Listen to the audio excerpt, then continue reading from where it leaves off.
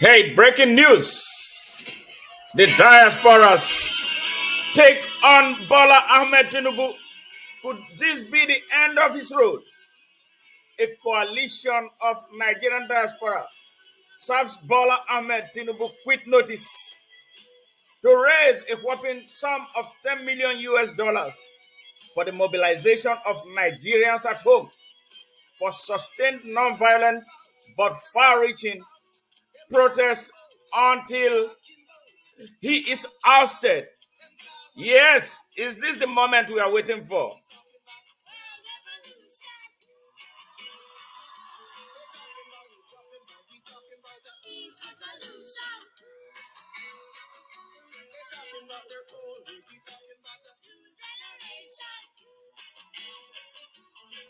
Yes, could this be the liberation of Nigeria that we have all been looking forward to?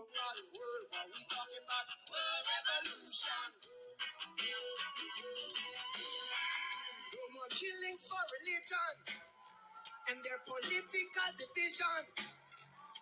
Hey, don't you hate me for the color of my skin? We are bragging and boasting, and we are drinking and toasting instead of warmongers and thieves. Yeah, yo, they're talking about world war, we talking about world revolution. They're talking about dropping bomb, we talking about a peaceful solution. They're talking about their police, we talking about the new generation.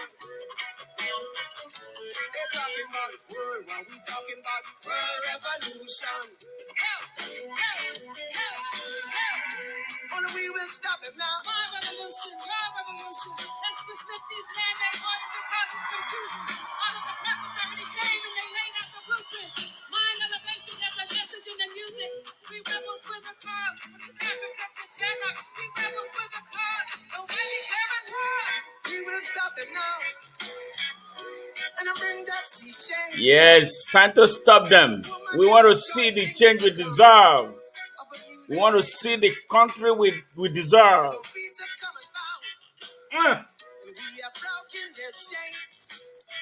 Break the chains.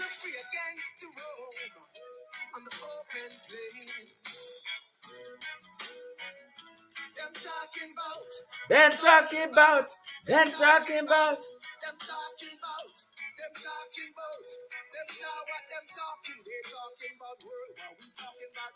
Revolution.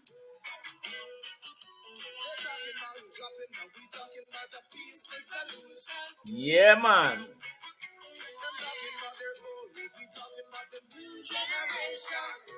Yeah, the new generation of Nigerians. Get ready. They're talking about war, but we are talking about revolution. All right. Details coming shortly.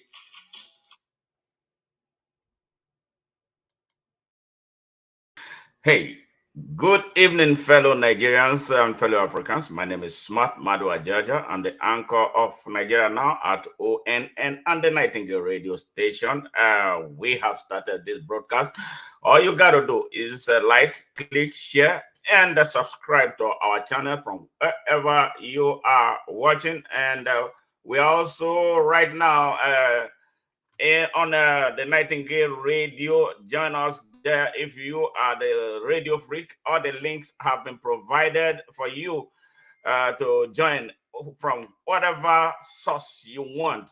We are everywhere for this broadcast. Let's go.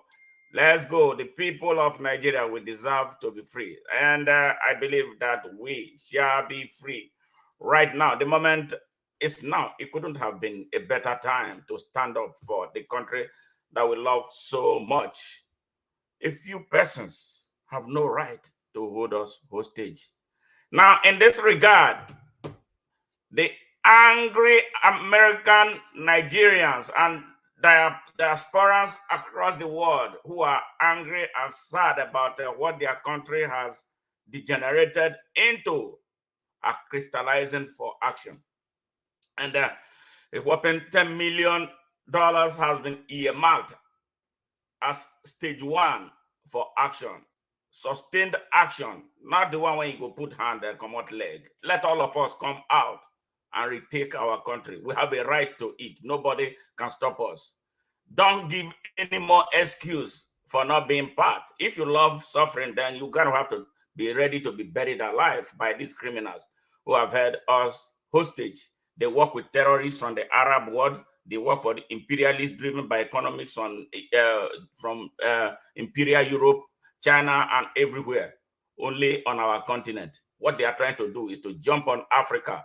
Nigeria is the biggest, their biggest target. Once they get Nigeria on its knee, the whole of Africa will be derailed. And that if you're an African listening today, don't make the mistake of thinking that this is a Nigerian fight. Remember when Nigeria was strong, when Nigeria was on its full feet, Nigeria extended its goodness or her goodness to all over Africa, especially the Southern Africa. Nigeria played frontline roles in the liberation of that part of the African continent. I feel sad sometimes when I hear some ignorant, stupid South Africans bad-mouthing Nigeria now. Nigeria did so much for you. The schools in Lesotho, majority of them were built by Nigeria. Up to Swaziland, everywhere, Nigeria had its imprint. I don't know what happened when rogues seized our country. So for the benefit of Africans, if you be nice to a Nigerian, don't look down on them because of the current situation in their country. We are not beggars. We are some of the hardest working people. We are some of the smartest people on the surface of this earth. And this is the reason we must push the criminals holding our country hostage away. And this is the time. So if you are listening to me from anywhere on the surface of this earth, if you have not subscribed to our YouTube channel, if you have not followed us on Facebook, you have not followed us on Twitter, you have not followed us on LinkedIn, please do so. We are in for something very serious. Our people have been so scared of even raising a finger, even when at the point of death. They have been conditioned to be begging their oppressors for crumbs in a country that is about the richest on the surface of this earth. Where does that happen? Only in Nigeria. They have built a generation of scary youths who don't even know where they stand on issues of importance, as important and as dangerous as the derailment of their country. Now is the moment. If you are a patriot, you must stand up for Nigeria. If you were half patriots before, you must wake up now and become real patriots. If you are one of those who are benefiting, I tell you that when it goes down, you will have nowhere to hide. So now is the time. Nigerians, please get up and stand up. We cannot continue this rat race that we have been in. Listen to the diaspora. Now, the detail of what is about to happen is here for you to listen to. Right back. Fellow Nigerians, my name is Jackson Uday. I'm the Secretary General of the Coalition New Nigerian Diaspora Movement. With me here is the Director of Mobilization and Contact, Comrade Timmy Frank. In our determination to save Nigeria's democracy, deepen democratic institutions and values, protect our shared common interests, and protect the integrity of our country, the leadership of 30 different Nigerian diaspora organizations concluded a meeting that began 1 week ago to review the sham judgment of the Supreme Court of Nigeria on October 26, 2023, and demand that Bola Tinubu must resign to save the integrity of the Nigerian presidency. It is our belief that Mr. Tinubu not only rigged the 2023 presidential elections, but he does not possess the academic credentials to run for that election. Tinubu forged the Chicago State University degree certificate and as such committed forgery, for which he must be prosecuted. Tinubu is also a member of a drug cartel in the United States of America, as per the FBI document recently released. CNNDM has agreed that a reclaimed Nigerian diaspora protest, a peaceful protest, non-violent protest, will be held around the world to expose the criminality of Bola Tinubu and demand his immediate resignation. CNNDM agreed to help mobilize and support any group in Nigeria to join the movement and the 30 days mass peaceful protest of reclaiming Nigeria. CNNDM agreed that Nigerian Americans should begin reaching out to their congressmen and congresswomen and pressure them to push the US Congress to begin an inquest on the 2023 presidential elections in Nigeria, the Chicago State University and Bola Tinubu certificate scandal, and why the FBI refused to prosecute Tinubu for all his crimes. CNNDM agreed to raise $10 million for the 30 days peaceful mass protests and litigation that is being planned against Bola Tinubu in the US for all his crimes. CNNDM demand from the EU, the UK, and the United States to, as a matter of urgency, place visa ban on all the justices and judges of the Appeal and Supreme Court who gave the sham judgment that legalized Bola Tinubu as president of Nigeria. CNNDM agreed to mandate the Contact and Mobilization Committee, headed by my comrade here beside me, Comrade Timmy Frank, to announce a date for the protest that will be held soon. This action, fellow Nigerian, is aimed at reclaiming Nigeria from the hands of criminals who have taken over that country. CNNDM believes that Mr. Bola Tinubu remains an illegitimate president of Nigeria on account of his drug crimes and certificate forgery, for which he refused to declare when he sought to run for the 2023 presidential elections. CNNDM agreed to continue to pile the necessary pressure locally and internationally, using all peaceful and legal means to force Bola Tinubu out of office. The group will mobilize Nigerians and protest in every country Bola Tinubu intends to visit to show to the world that he is a certificate forger, a drug criminal, and unfit to lead any nation. Nigeria must save itself. Nigerians must save Nigeria from criminal cartel. Enough is indeed enough.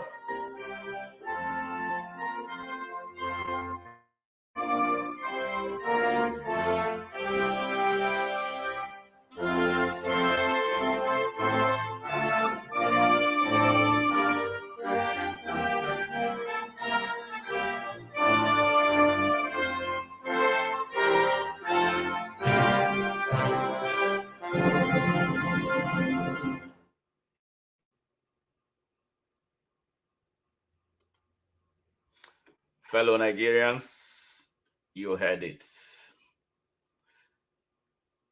This is not a joke. We know that they have physically and mentally paralyzed the people at home. The diaspora has borne the brunt of sustaining Nigeria for a very long time through how much money they wire into that country every year. The diaspora are the reason Nigeria is still standing economically, because what we bring into Nigeria is triple what they make out of Nigeria, regardless of how much oil we have. Because the proceeds of the sales of oil in Nigeria is never put in the coffers of the state. It ends up in private pockets. That is why we are having chronic problem with powering our vehicles, powering our economy. That is why we are caught in the hell of what they tell us that I believe does not exist, but a criminal gang up against the destiny of Nigeria by some people who come telling us every time about the oil subsidy. Right. The subsidy thing is a crime created by some people, including the people sitting illegally, illegitimately, and inordinately on the seat of power in Nigeria. They are part of it. It's a criminal conspiracy, a criminal gang up against the people, the destiny, and the well-being of Nigeria. And this is the reason Nigerians must wake up now, especially the younger generation who are at risk. But sadly, majority of them don't understand. They are busy chasing shadows. They are busy doing stupid entertainments, even as their country is dying. A generation who look away from what is hurting them and start pursuing shadow, we get into the kind of mess Nigeria is. Now, this is a call for you. We can do all we want from here. We can plan all the want from here. We can raise all the money we need to raise from here. But we are not going to be the ones to administer those money. These monies are going to get into the hands of the people at home. From personal experience, the quantum amount of money I've sent to Nigeria to support programs given to young people, they went elsewhere because they would think you are a mugu. Now is the time to demonstrate seriousness. Now is the time to demonstrate character. Regardless of this huge earmark that we are putting together to want to come and save the people of Nigeria, we must do our own part as those at the battle lines, those who are daily impacted by the rogues, the activities of the rogues holding our country hostage. We all have a role to play. This is a time for us to do some introspection. Look at our history. Look at where we are now and project into the future. Do you want to continue this way? Do you want Nigeria to continue this way in the hands of criminals? Less than 10,000 people are doing this to us. What did they do? Is it that, okay, Nigerians believe that they use jazz, they use medicine. But why is the medicine not affecting me? Why is it not affecting some of us who are speaking up? Why is it that 250 million Nigerians cannot come out, not even just 250? Why is it that 10 million or 5 million Nigerians cannot come out at a time, one time, to get things done? The inauguration of this rogue called Bola Tinubu could have been prevented if 1 million people came out in Abuja to say we are not going to allow it.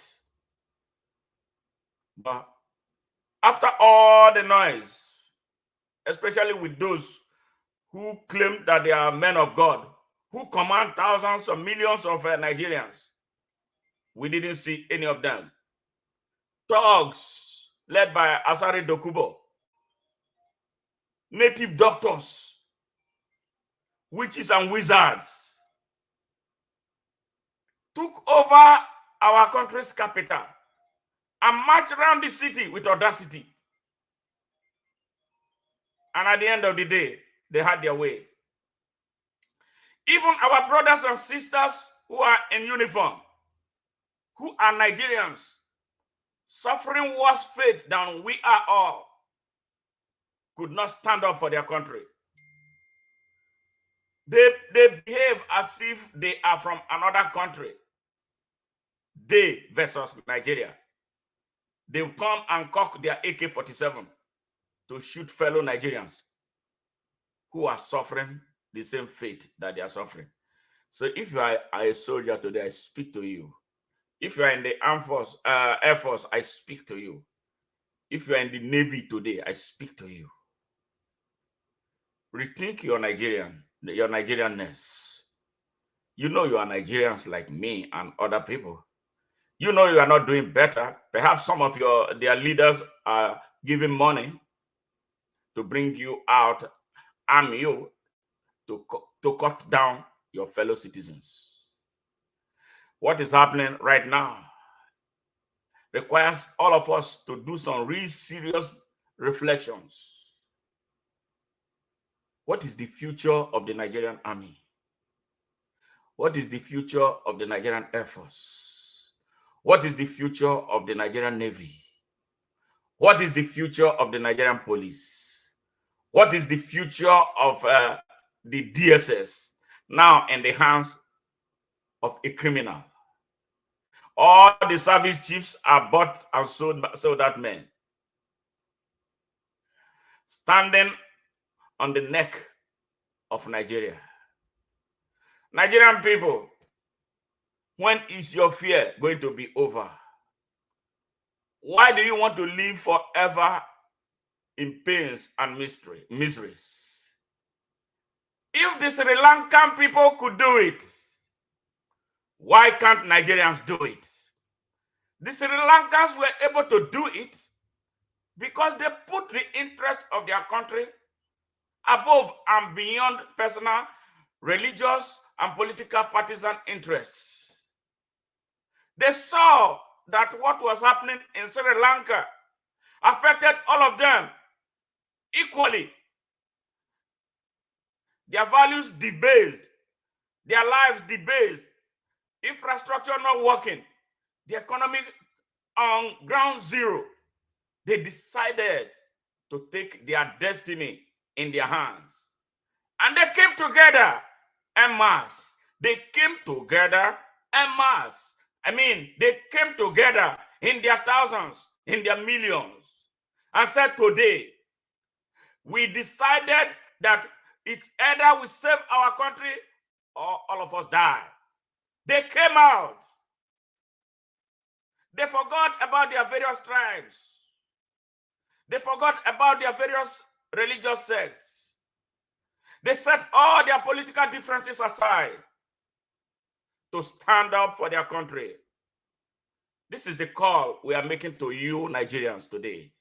Stand up for your country. Stand up for your country. Nigerians don't love Nigeria. They are not patriotic. They don't love their country. That is part of the biggest part of the problem that we have. And these rogues understand that. They will bring corn, pull all your feathers with your bleeding skins, and they'll be giving them to you, and you'll be following. Look at where your country is. Every time, every minute, you are on WhatsApp, sharing message, sharing. No, go beyond sharing. Take action. Go beyond sharing. Some hide their face. Who is going to die? Some of them will tell me, come home. Did I not come home in 2019? I came home with something, with the mind of doing something. I was home. I have never stopped coming. But every time we come, because we are speaking the truth, and because we are not sharing money, like the people who steal our money and give a small fraction of it to you, that you call leaders, you will tell us that we have no money. You will end up not being able to do anything. 2019, I was in the senatorial race. Yes, before I came, everywhere. Some people came around me for the money that they were going to get from me. All right? But they knew I was the best candidate across the political party lines. When the time came for voting, did I see anybody? Even in my hometown, I did not score up to 100 votes. Because Nigerians are corrupt. When they tell us, we get angry. Nigerians are majorly corrupt. Even the poor is corrupt. The rich is corrupt. Everybody is corrupt. If you are not taken, you are a victim.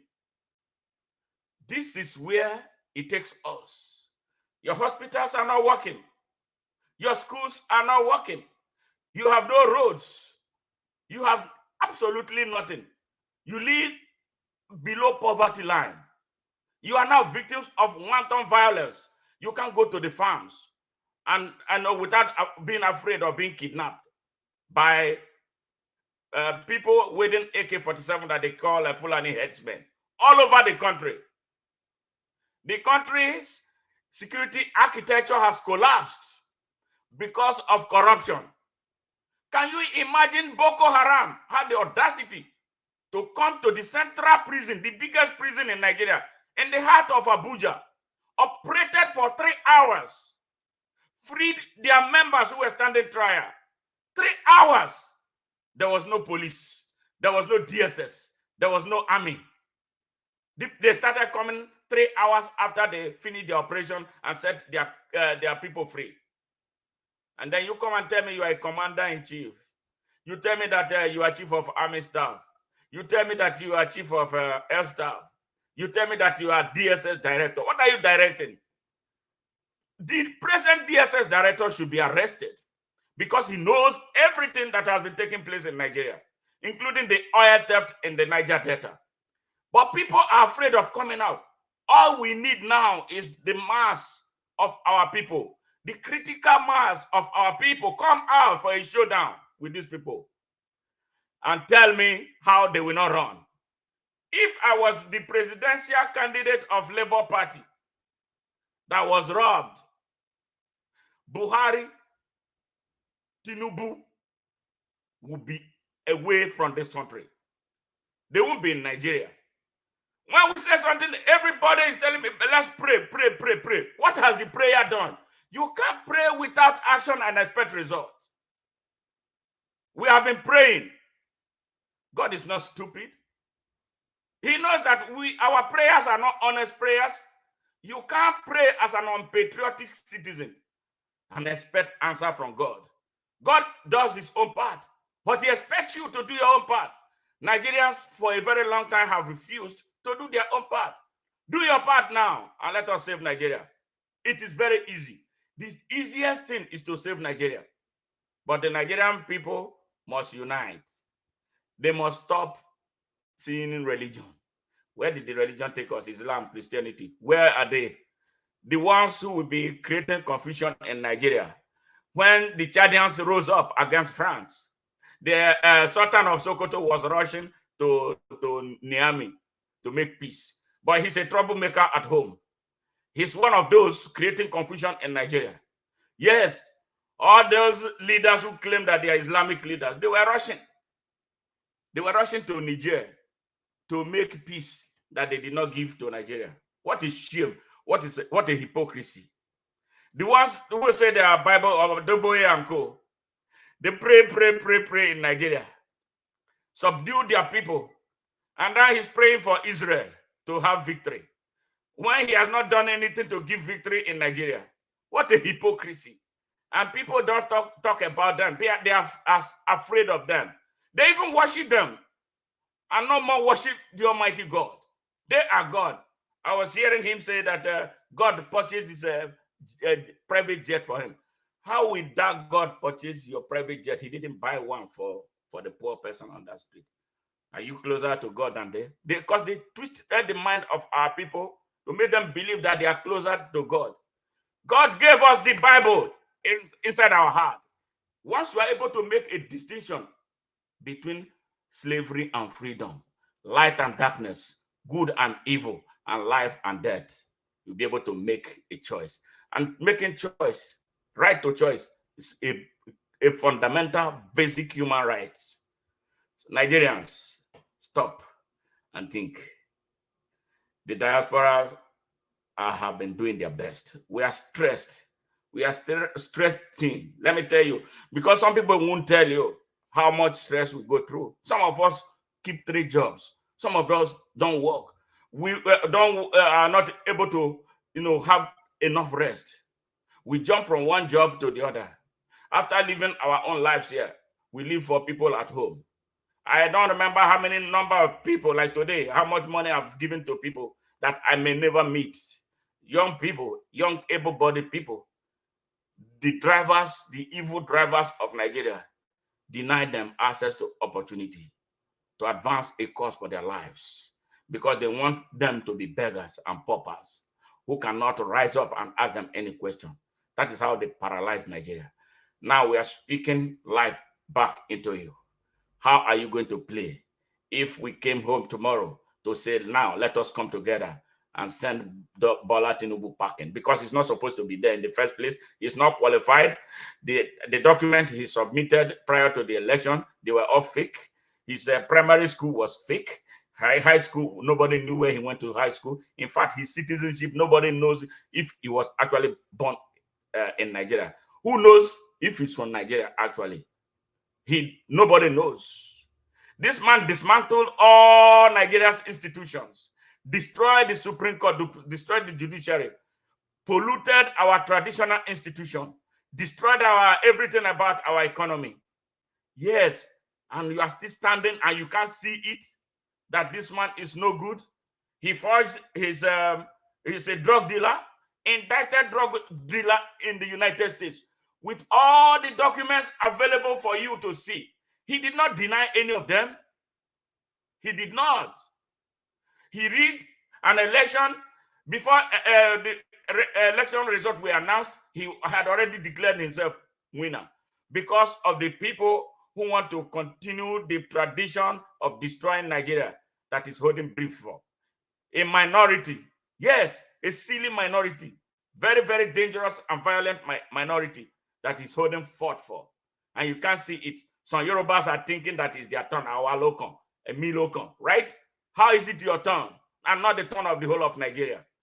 Now we start seeing some dangerous things happening in Nigeria, that people now gang up against some ethnic groups because of an election that is supposed to produce a president for the whole of Nigeria and not for one tribe.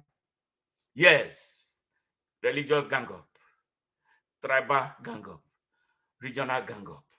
And I feel sad that there are some of us who live in the United States with all the access to at least the relative freedom that we enjoy here, now going home to promote division. Sad. Sad. So what can we do? These people have made a declaration.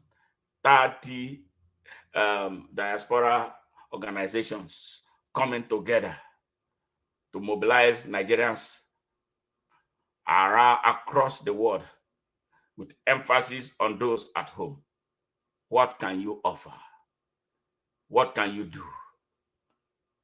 Outside what has been traditional, that hasn't worked for us. What are you willing to do? If they say come out en masse, will you come out? Because that's what the situation deserves right now. Mass coming out. When we come out en masse, let us see that army that will kill all of us. And the interesting thing, there are many people in the army who don't like what is taking place in Nigeria. But they are waiting for the Nigerian people to make the move so that all of us can join hands and save our country. This is not about anybody. This is not about any tribe. This is not about any religion. It's about the country. You are a Muslim. I'm sure there are millions of you who did not eat today. The same thing with those who say they are Christians. There are a lot of you who did not go to sleep with food in your stomachs. And tomorrow is hopeless already because there's nothing. All right? You see people now sell human parts in Nigeria. Our people are now eating human beings. Yes. Our people, Nigerians now kill people, sell their human parts. Everything is money. The easiest, so you see some of the most wicked, heinous crimes are now being committed in Nigeria by young Nigerians that won't suspect would do that because of the bad system at home. How can a criminal, a drug dealer, a certificate forger, and an identity thief provide leadership for a sane country? And we are waiting for America to come and fight for us? No, America does not fight like that. Every fight America is involved in, every fight the European is involved in, every fight the white man is involved in, his interest is what he's going to look out for.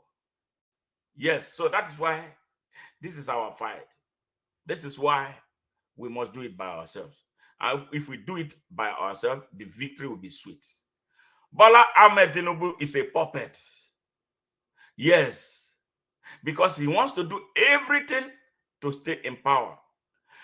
And those are the type of people the imperialists love. So they can move them here and there and anyhow they want them. They are the reason the Republic of Congo is the way it is now. That they are the reason Somalia is the way it is right now. We must rise up and not allow our country to become a very, very big Somalia that will destabilize the whole of Africa. So this is the reason the Nigerian crisis must be treated as an African crisis. African Union is a useless union like their ECOWAS counterparts.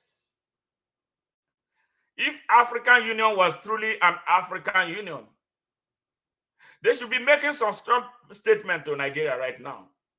They should actually be building an army that will come and invade and bring order in Nigeria. They are scared because all their leaders are corrupt. They are not supposed to be there. This is the reason why we need a new generation of African thinkers across Africa as leaders.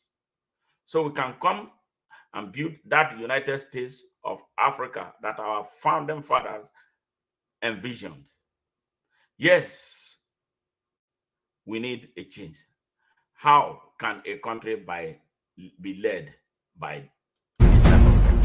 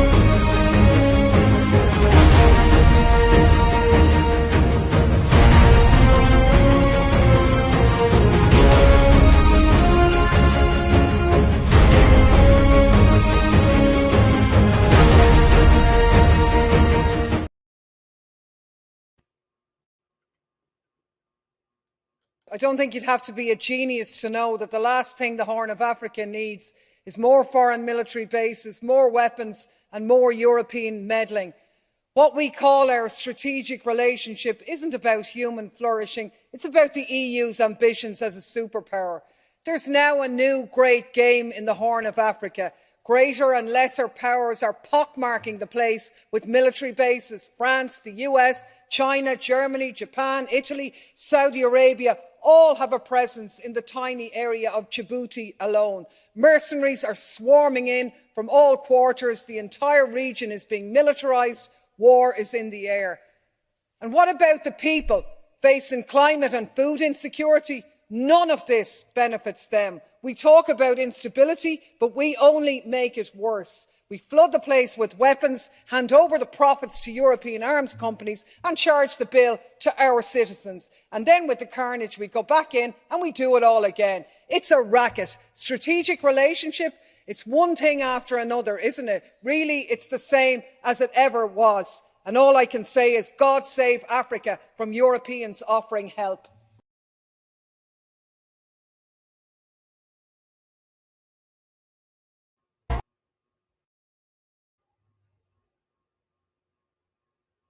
One more thing.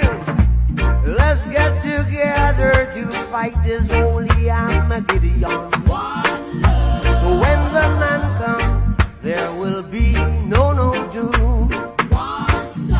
Have pity on those whose chances grow thin. There ain't no hiding place from the Father of creation. Saying, one love. What about the... Yes, welcome back. You had those clips that I played for you, and they are incontrovertible. They are true. They have documents to prove them for you who is still looking for, if you have not really found it. But it is sad that even with all these available to all of our people, some people are still lining behind this evil that is tearing our country down. And you saw the second clip about what a conscientious white woman player in Europe had to say about what is taking place in Africa. He said, God help Africans, expecting help from Europe. Yes. So if we can't put our acts together, we will continue to remain slaves. How come for over 1,000 years, the Arabs enslaved Africans for 700 years? The white man enslaved Africa, Europe enslaved Africans for 400 years. And we still can't learn anything. On top of that, they came with another game, imperialism and colonialism. They brought apartheid in 1652 to South Africa. And now they came with globalization, which is actually certificate of occupancy, of Africa. And we still don't know. We have foolish professors like Wole Soyinka and big for nothing and for terrific lawyers like, what is his name? Femi Falana, who is neither here nor there. We have all of them. And they say they are pro-Africans. And they are not thinking. Thank God for people like me, Malema and Professor Patrick Lumumba, who are speaking right now, about Africa and the renaissance of Africa. We are not asking questions. We were the first. Even, talking about spirituality, we were the first. When you talk about the relationship between God and man, if what they are saying is anything to go, actually, by implication, the first man God created was a black man. So what happened to us? That we became the dredge of the earth. And we are still not thinking because we lost our moral compass. Now is the time to claim it. And especially from the Nigerian standpoint, if we lose Nigeria, the whole of Africa will be enslaved. Not just enslaved, Africa will be occupied for keeps by contending forces that have their foot soldiers already everywhere in the continent. This is why it is so important for us to wake up and rise up in consciousness and stop being foolish. Stop following blind people who don't even know what they are doing, but exploit us mentally and financially. What the hell is going on in Africa? Now, listen to this. Peter Obi and his vice's response to the travesty of justice, the shameless, shameful act, the worst that happened. And those people still find time to go to sleep and wake up. I mean, the Supreme Court judges and the ones before them at the appeal court level. I'm so sad about what is taking place in Nigeria. What have we become? What kind of a people have we become? Falsehood has become a tradition, really, and a constitution that Nigerians must obey. It's sad. This is not a good time to be a Nigerian. It's really crazy to be a Nigerian now.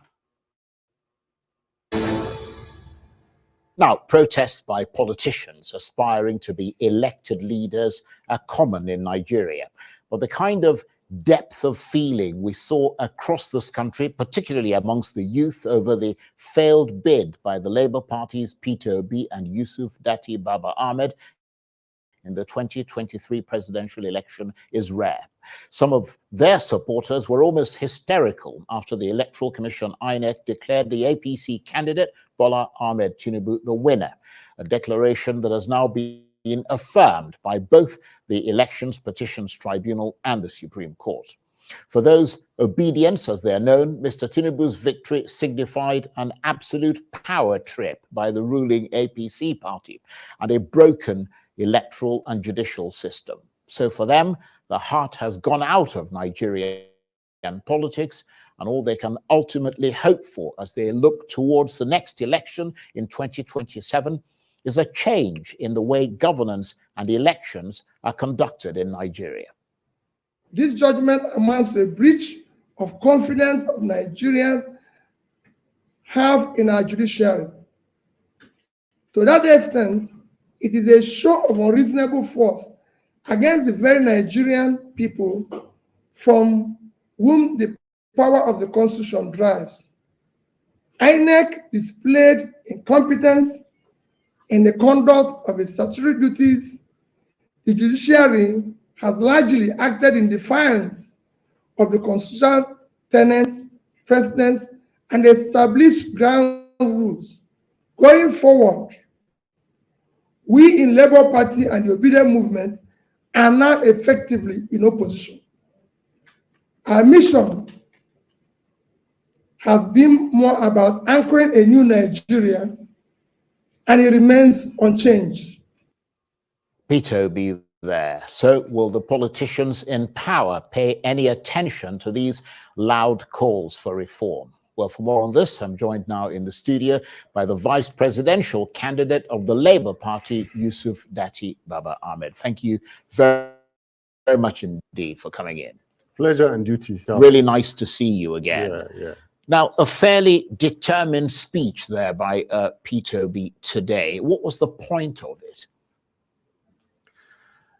That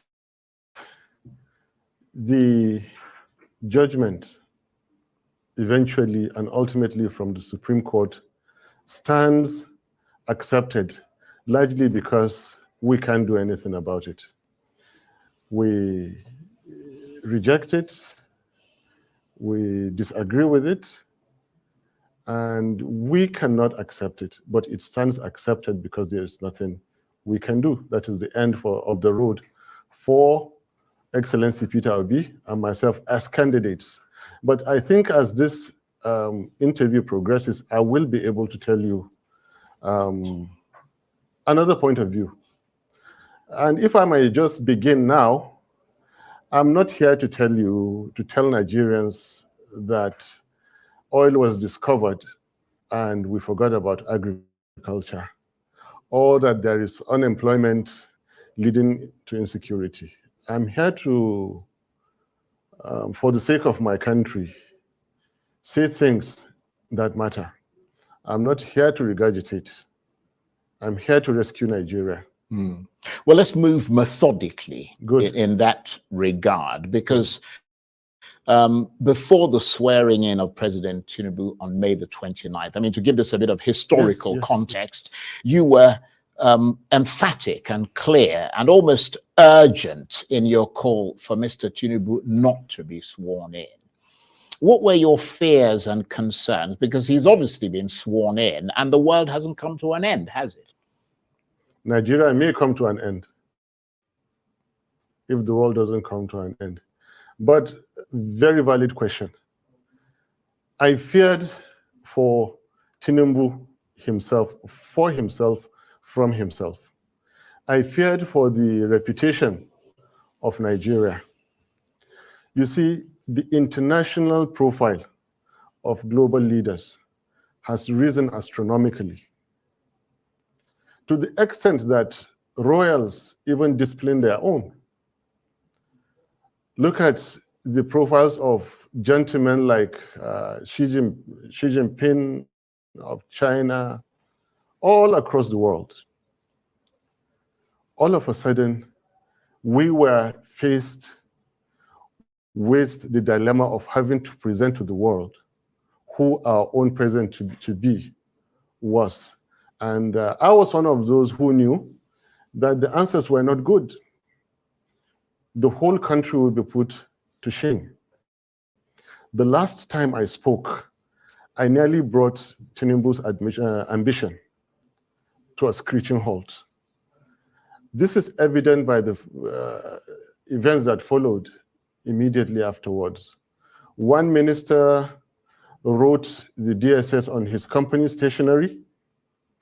I don't know how that is possible. And another minister, skipped ECOWAS, skipped AU, and went all the way to Washington to report me. And Nobel laureate, a very, very senior citizen, inviting me to a national debate. And I'm not that smart enough, even though my dear good friend Chimamanda acted on my behalf. And then DSS coming out a week later, under duress, of course, you could see, to do the bidding of that minister. This shows they were scared. My simple point was that no constitution or any part thereof shall be breached in order to install a president. And if that is done, that presidency will remain unconstitutional. And I remain on this point. I pointedly say he must not be sworn in. They have gone ahead to do it. It is not the first time. Out of 16 heads of state stroke presidents of Nigeria, 9 were not elected. 7 were, out of that 7, 1 still remains challenged, Alhaji Tinubu. Challenged. And that is because of the constitutional breach. Now, my attitude from day one was that based on experiences, let's forget anything electoral. I know the system deeply. My boss, Obi, knows the system deeply. Let's go for the constitutional point. Yes, of course, there's that issue of the forfeiture. There is the forgery, but the clearest one we could get was on the FCT point. Now, get that FCT point, get him not sworn in. There are at least 2 other constitutional channels while sustaining democracy that we could have followed, but they wouldn't. Right. Well, in that regard, it yes. must have been another aftershock for you then, because both the Election Petitions Tribunal and the Supreme Court have affirmed President Tinubu's victory. I wonder to what extent that has left you personally, politically shaken and unsure of the ground. Point of correction. About. Point of correction. And this is where I respectfully differ. And it is within my fundamental human rights and constitutional rights to differ. The petition court and the Supreme Court, please quote me on this, did not actually affirm the success of Tinubu's presidency. They upheld the unconstitutionality of that election. And they are happy for it to remain so. And they have the power. Nobody can do anything about it. That is why we said it is an unreasonable show of force. If there was something we could do, we would stop it. But we are law-abiding citizens. That is why I'm here sitting with you today and still complaining. I was not shaken one bit. I will never be shaken by certificate forgery, by forfeited money over narcotics. I will never be shaken by IREV switched off in the middle of the game when they saw us winning. Labour Party won 2023 presidential elections. No doubt about it. They are cheats, they are bullies, and they have taken full advantage of the situation in Nigeria. When you ask me what is the situation in Nigeria, I will go ahead and tell you some fundamental things that say why we are in this situation today. Right. Can I go ahead? Yeah, but let me ask you this, though, Yes. because you're making the point, the points you're making, obviously, as you said, that it's your right to air your sort of Yes. assessment, but we are now unquestionably in the Tinubu era, and he's clearly made some bold moves since he was sworn in on May the 29th. What do you think his presidency has delivered so far? Disaster. There is nothing bold or special about making appointments. Anybody can make appointments. Any right-thinking businessman, any public servant can make appointments. There is nothing. People jump over you, pay money, buy appointments. Most of the appointments you see are well, that's an allegation we can't substantiate, of course. Anyway, what I'm saying, there is nothing about making appointments. You should be talking about the Naira has fallen down to 1,250. You should be speaking about 26 Nigerian soldiers that were killed in neighboring Niger State, something that has never happened in all Nigerian military missions throughout Africa. Nigerian military are dreaded because they are good, they are professional, yet in our backyard they kill our soldiers under Tinubu. What is bold in having your soldiers being killed? To rub it in, they followed with killing another 8 soldiers. To rub it in, villages almost on daily basis, that is the news, everywhere in Nigeria.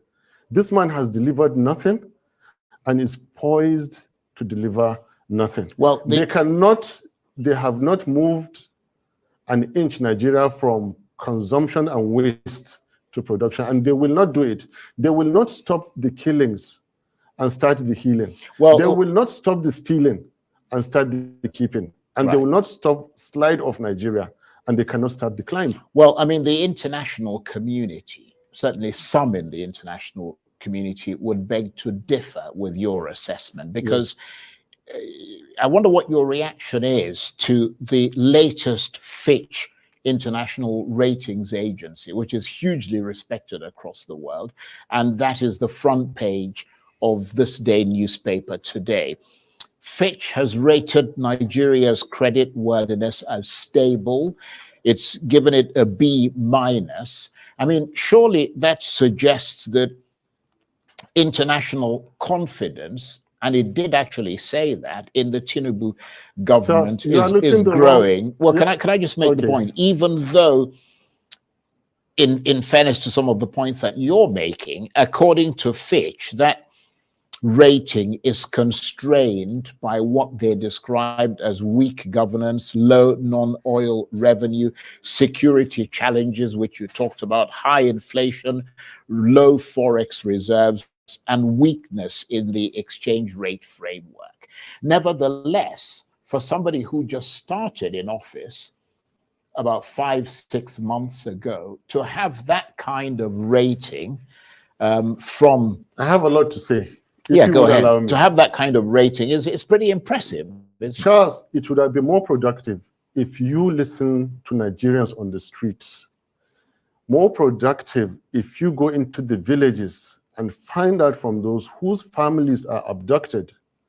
Find out from average Nigerian worker when they go to buy foodstuff in the market.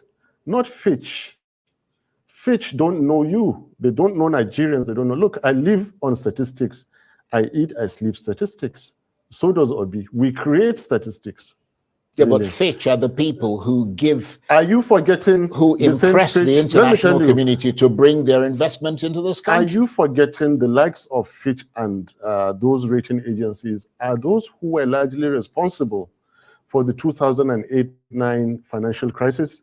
But look, let's not go into those lines. Let's come back to Nigeria. All I'm telling you, you're looking the wrong way. If you want to know what's happening in Nigeria, come to us in Nigeria and don't read those statistics because they are misleading. They always speak about growth.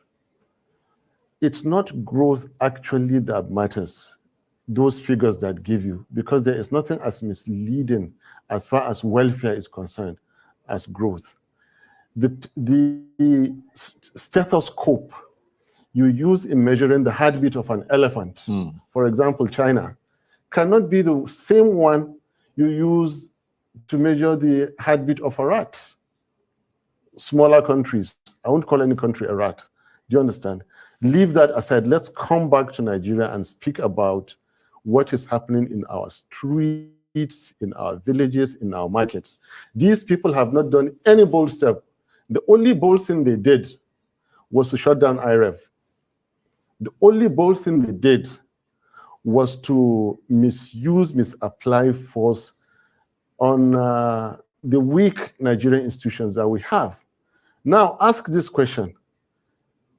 For someone that has been playing God, in quotes, for such a long time like Alhaji Tinubu, and it is time for a mortal, like maybe Obi, or somebody to put him in his right place. For someone who has wielded so much power in a country like Nigeria, where is that power in the last 6 months for them to apply in our welfare and our security? They cannot do it.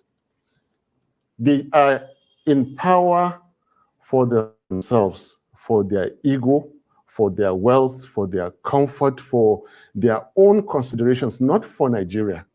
We are pained about every soul that is killed, that is abducted and killed. We are pained by every naira that is paid as ransom. And we are committed to stopping that. And stopping we will. And I'm telling you, give these people... as a member of the opposition? Stopping we will whenever we get the power to do this. So between now... yeah, sorry, let me finish. Where is the power? The same kind of power they used in getting Mahmoud Yakubu 4 a.m. to declare them against the provisions of the Constitution. Where is that power to prop up the exchange rate of Naira, to stop the killings? They don't have it and they will not do it. Well, you did say that you wanted to move forward because obviously we've established the fact that the election is over. You have grievances against the results, but he's been affirmed by the Supreme Court. You said methodical. Let's now be methodical. What I want to tell you is that the big picture, we say democracy is government. Well, let me just go. Democracy is not government of the people, for the people, by the people. Democracy is government of the people who have earned their rights, for the people who can protect their constitution, by the people who can exercise civil liberties. So given what when they say people, what kind of people? The people who fold their arms while their constitution is violated, then democracy is not for you. I have said it. It belongs to only those who can practice it with due respect. So just hold on. Right. I was going to ask you what your assessment of the state of democracy is in Nigeria, given what you just said. It is poor. The people have to wake up to the challenges. For a people that are ready to accept anything, then anything will happen to them. Again, in quotes. You see, a fraction of 1% difference in a political DNA of a society can spell the difference between servitude and freedom. Last year, you saw it. Indian farmers sat in a location for 1 year because of one obnoxious government policy until Indian government reversed it. Before the war in Israel, Israelis were in the street for 16 weeks, counting. You can count so many other countries. Nigerians are not yet ready to do this. As I'm speaking to you, the likes of my former friend who would say it's treason, is all that, I am educating Nigerians. Rise up for your rights. No justice of Supreme Court will give you democracy. Yeah, you have to go out. But they're not going to be able to reverse that. Let me finish. They will. I mean, they Nigerians. can't. This Constitutionally, is no. Constitutional and legal, and this is where I differ. With all modesty, okay, I don't mind being alone on this, but I know I'm not breaking any law, and I have never had a criminal record. So what are you actually calling on the people to do? I'm trying to understand what you're saying. I'm getting to that. Sure. I'm saying, we're running out of time. So I'm saying that, and again, this is instructive. I'm saying that we, the people that stood to form the Nigerian Constitution today, it is not over. For we, the people, power is that which remains standing when there is nothing to oppose it. A leader is he who remains followed when there is nobody to challenge. Authority is that which is implemented when there is nothing to stop it. They have the leaders in place now with wielding authority with political power. But power and sovereignty belongs to the Nigerian people, we the people, on whose behalf an elected government is exercising that authority. Now, where the people are dissatisfied with the rulings of their courts, they own Nigeria. Alhaji Tinubu does not own Nigeria. Peter Obi does not own Nigeria. Yeah, but the Nigerians on the streets own Nigeria. But the APC, listen, I'm getting to the point. The APC would argue that you don't own Nigeria either. That you have a portion of the electorate that voted for you. I'm not telling you it is not over. I'm telling you it is not over. For Peter Obi and me, it is over.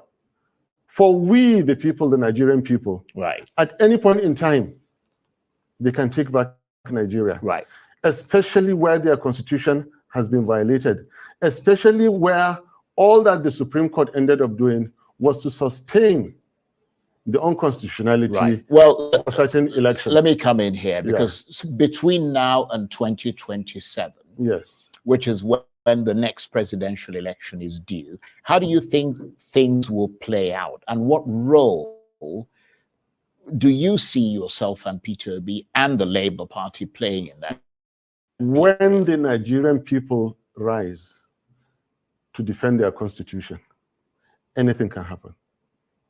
And well, that sounds quite a bit worryingly frightening. We are in a worryingly frightening situation. I told you I'm not here to repeat what you've been hearing. And I was prepared to come here. I have never had a criminal record. I love my peace. And I'm repeating that when the Nigerian people decide, Nigeria is theirs for the taking. And any fraudulently elected government, is fair game for them. Nigerian people have the right, the constitutional right. As we speak now, DSS can go and interpret. They have lawyers there, police, IG, and they can go and interpret. The Nigerian people have that power, not Obi or Atiku or anybody. Nigerian people have the power at any point in time to take their country. All they have to do, not even seek approval. They give notice. It's interesting. And listen, you turn away the barrel of your guns away from the Nigerian people and point them at the enemies of Nigeria. This country belongs to Nigerians. Well, you've made that point. When Nigerians decide, but if they want to practice democracy, they will take this country. It has happened before. The military decided, they took Nigeria for so long, they fixed Nigeria and handed it back. Now, whoever thinks that the Supreme Court will give democracy from any courtroom, the way it appears now is mistaken. It's interesting. Nigerians have to go out. You've made that point. Nigerians have to go out and democracy. And this is not a treasonable comment. I am not a careless person. I have never. So you thought the things you're saying through. I thought it through very, very well. Well, this is the Constitution is made by Nigerian people. The Supreme Court is a sub of one chapter that the Nigerian people constitutionally came out that we, the people, and the same constitution says that no person or groups of persons shall take over the governance of Nigeria or any part thereof, except as prescribed by this constitution. And go and read the constitution of Nigeria. The serving Alhaji Tinubu Malam Shetima government breaches the Nigerian constitution. Right. Okay. Can I come in here for a minute? Yes. Because you mentioned Kashim Shettima. Yes. Your brother, the spokesman of the Northern Elders Forum, Hakeem Baba-Ahmed, is of course now serving as a special advisor on political matters to the Vice President Kashim Shettima, which means that he might have to help Mr. Shettima to devise a strategy for dealing with political opponents such as yourself, his brother. Does that rub you up the wrong way, given all the things you've just said about that government? Your own brother is now working for them? Charles, I am after the government. I'm not after appointment. I am after the president and the vice president who were fraudulently elected, unconstitutionally elected. I cannot come down to speak about any appointment. He is by far my senior brother. So there's no way to say he's an adult or he has his own rights or his own life to live. Our politics are completely detached. And in fact, it is his boss I know, not him. And his boss, since you brought this question, he is not exactly a responsible gentleman. With all the things they've been doing. Now, you brought up this issue. I didn't want to talk about it. You see, they attempted something on my safety, on my security, and I was able to find out 10 minutes to time. And God so kind, I was able to avoid. They tried to get me into one of those yellow houses down the road, get people to come and arrest me there, and use that to rig the judgment. I became so inquisitive, and I dodged within 10 minutes, only for me to come and find out, based on strong suspicion, where it came from. And with what I see, then the strangulations in Lagos in the past, yes, they happened, and they were for a reason. The people gunned down in Borno State, it happened, and yes, it was for a reason. I think Peter Obi and myself have been lucky to have stood today to give that press conference. So the least, taking my senior brother to give him an appointment is the least of my worries. I am not worried about any appointment. Right. Well, let me bring in another. If he likes, he can go and take the entire Baba-Ahmeds and give them ministers. I don't mind. Well, let me try. I will still. You still stand by the things you say. It is an unconstitutionally, which is Supreme impressive that you stand firmly by your beliefs. Yes. But you were called fascist by the Nobel laureate Professor Wole Soyinka because you and Peter Obi claimed you had won the election. He used those words. He accused you of trying to force a lie on the Nigerian people. How much did that broadside affect you, coming from someone with such a stature as Wole Soyinka?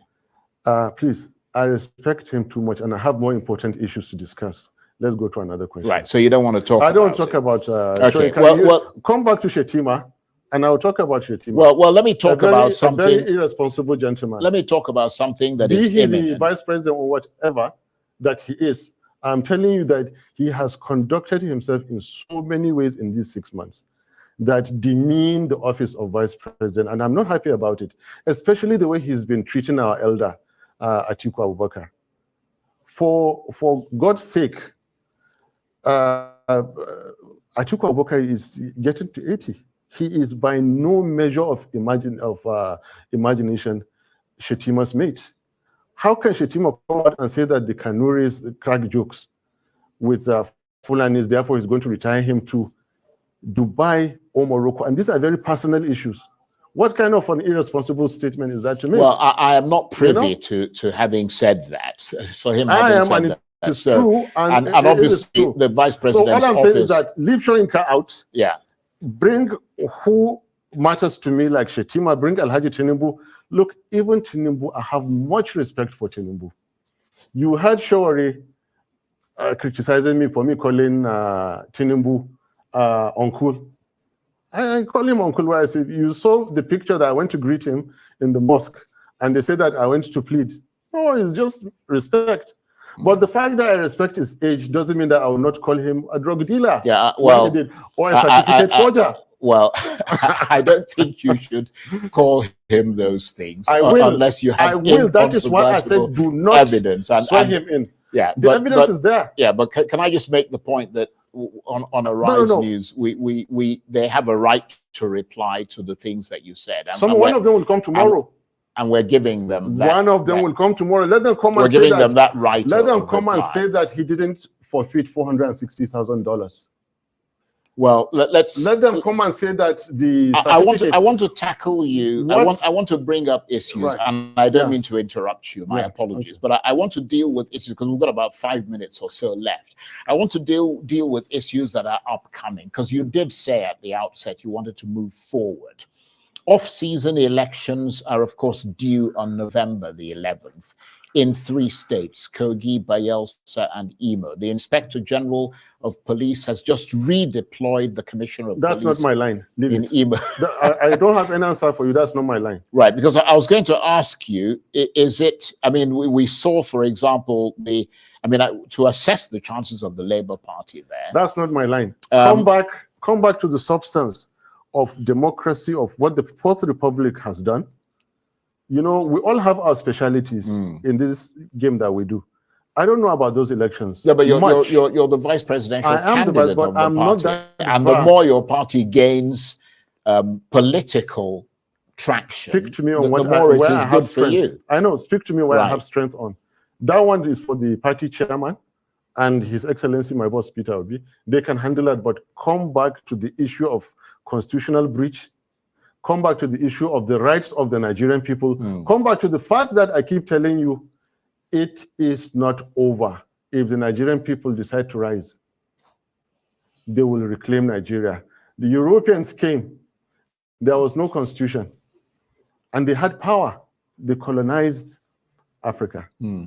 So power is when you have the power to do and nobody can say. Now, Nigerians can take this power because their constitution has been breached. Right. That constitution is there. So they had faith. Right. Nigerians had faith. I think you've made that point over and over again. Right. We've got about 3 minutes left. Yes. What is your next move? Continue in this line of protecting Nigerian constitution. Continue in this line of creating awareness in Nigerian political system. Continue in the Labour Party and the Obedient Movement with Peter Obi. Continue to sensitize Nigerians and then continue to tell the people in power that they have unconstitutionally taken over Nigeria, sustained by the Supreme Court, and they are destroying our dear country. They are destroying the future of our children. And for doing that, I will continue to say exactly what I have said in this interview. Doing that, if they were to, there is no way to fight an individual or group of individuals like to destroy their country or to destroy the future of their children. But if they were to approach you and Peter Obi and the Labour Party and said they wanted to sit down with you and look at the sort of reforms, for example, that could be put into Nigeria to make this place better for everybody. For example, things like restructuring, electoral reform. Would you participate in that? Can Tinubu Shetima resign and get the Senate president sworn in to conduct a new election? Well, it is unlikely that they'll do that. So we cannot support them. Okay. We cannot. Anything that deviates from how the Constitution provides it, we will not. Okay. Yusuf Dati Baba-Ahmed, Vice Presidential Candidate of the Labour Party. It was lovely to have you here. Thank you very much indeed. Thank you for coming in. My pleasure. I really appreciate it. My pleasure.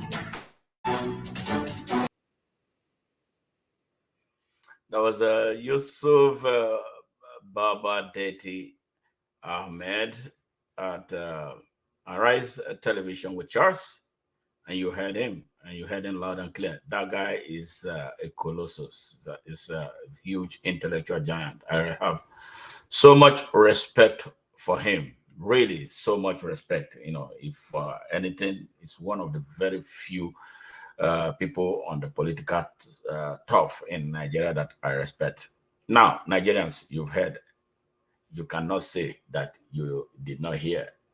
And you see the type of what he expressed about how unprepared the Nigerian people are about retaking their country. And that is a serious problem. He still seems determined and very, very optimistic. But what about you out there listening right now? What about you, young person, who up to now still doesn't understand how much urgency is required and how much problem, how far gone Nigeria is right now for you to wake up and do what you have to do?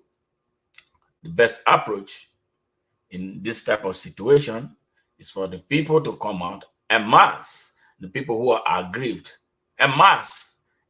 The Supreme Court has failed us. The lower courts have failed us. The elites in Nigeria have failed us. The intellectual have failed us. You, the mass of suffering majority, cannot afford to fail yourself, fail your children, fail your future, and fail your country. That is why we are having this conversation. We must end this rat race now and now.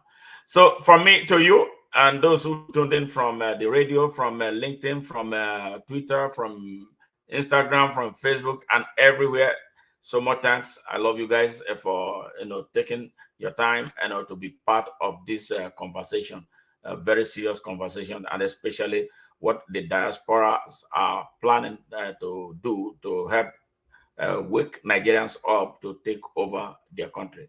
Good night, and I'll see you next Saturday, same time, same station. We must end this ambush and the rat race right now. Bye-bye.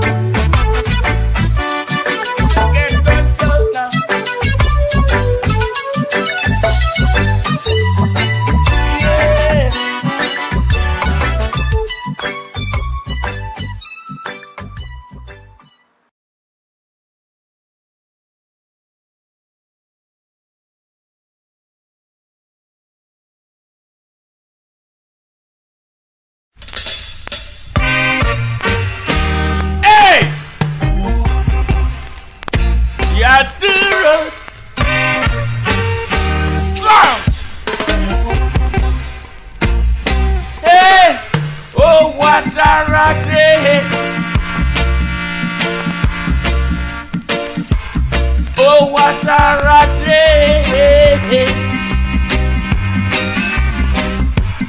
Oh, what a rat race. This is a rat race. Rat race. Some are lawful, some are bastard, some are jacket. Oh, what a rat race. Rat race. Some are Gagan, some are hooligan, some are guinea gaga. In this fair rat race. Rat race. I'm singing, yeah, when the cat's away. The mice we play. Political violence in your city. Yeah. Don't involve Rasta in your say. I'm saying Rasta don't work for no imperialist. Rat race. Rat race. Rat race. Rat race. I'm saying, when you think it's peace and safety, a sudden destruction, boom! Collective security for security, yeah. Don't forget your history, Africa. Know your destiny in the abundance of water. The food is tasty. Rat race. Rat race. Rat race. Rat race. Oh, what a disgrace to see the human race in a rat race. Rat race. You got a horse race, you got a dog race, you got a human race. But this is a rat race. Rat race. Hey! Africa unite. Our country. In this Bola, Nigeria, deadly. Don't waste time now. Hey! Hey! How much? I remember Thomas Sankara. Here is a country. Emperor Haile Selassie. Here is citizen. Hey, went into the hollow chamber of the cell and carted away the symbol of the National Assembly. And was what type of example is that? Here is a country where the government allegedly spent 600 billion feeding students at home, students who were on lockdown, and nobody is raising a finger. How on earth do we have a country that cannot cater to its use?